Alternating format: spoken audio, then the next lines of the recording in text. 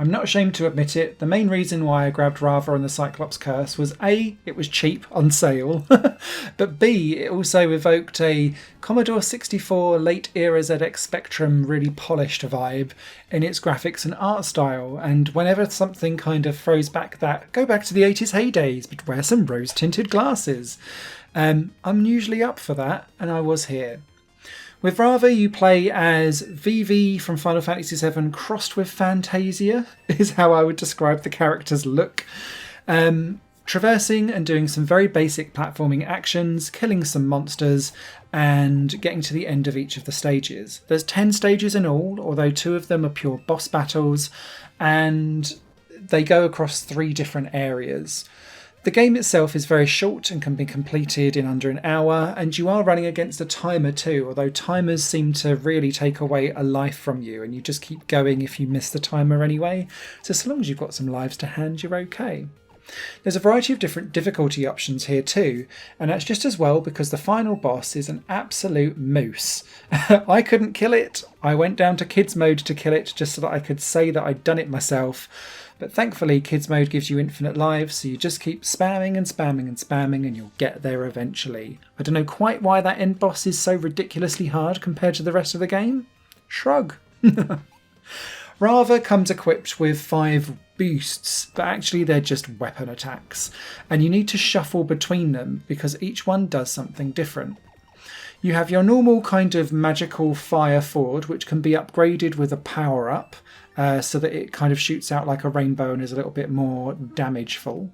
But then you get a red creature that fires diagonally upwards, very good for hitting usually treasure boxes to be fair, so that you can, that are slightly out of reach from your limited jump, so that you can then get the coins or power-ups or whatever it is from them. You get like a green creature that lobs stuff very similar to a bomb really, and is ridiculously overpowered. And I ended up using quite a lot for the short attack range that it gives, because that's usually where you're having to fight anyway. There's also a blue creature which freezes enemies, but it also freezes a specific spiky block. And quite often you've got to traverse through mazes of these spiky blocks. You have to kind of jump and then shoot the blue one, or just shoot the blue one and then jump and then fire it through with another weapon to like smash the blocks and clear your path. I didn't really find it very useful for when I was trying to slow down enemies, because you still had to shoot them with something else anyway. The last one is a yellow creature, which does like a radar ping to show whether or not there's secret blocks that you could then smash and get into secret areas for some extra power-ups or extra lives. And that was fine for about 2 or 3 minutes, and then I got utterly bored of having to just constantly go ping, ping, ping, ping, and so I didn't bother.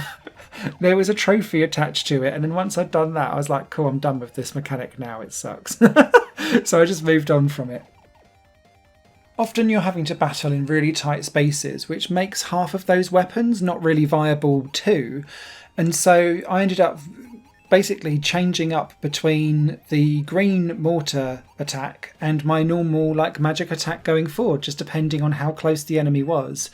Enemies keep respawning to a degree through these portals, but if you just kill all of the enemies, after about 60 seconds, the portals just kind of go, and don't spawn anything more. So even if you just took your time with this game, you'd still end up just really easily cheesing it all the way through anyway. So yeah, a bit of an odd one this. Really like the aesthetic. The soundtrack is actually quite decent too. And the game plays and feels okay. It's a little bit clunky in places. I did think switching between weapons was quite clunky too, particularly because you don't get much of a zoom out from where other things are coming from. And when you've got monsters that are like lobbing fireballs over at you, then switching out stuff and trying to traverse, it felt a little bit too clunky for its own good. And so I'd really only recommend this game to people who really soak up and love that retro Commodore 64 style of 2D platformer, because actually a lot of other games that do 2D platforming, maybe not with this aesthetic though, do the 2D platformer 20 times better than this, and has longevity to boot. So yeah, very niche recommendation this one. Written review over on higherplanegames.com. Any comments or questions, leave them down below. Cheers. Higher Plane Games is part of the Higher Plane Network. a completely independent media outlet supported by people like you. The goal is to create the best possible content that cultivates a richer indie scene for games as well as music and entertainment. To find out more and to get involved, visit patreon.com/HigherPlaneNetwork. Your support makes all the difference, and in return you'll gain access to bonus content and downloads. Thank you for watching.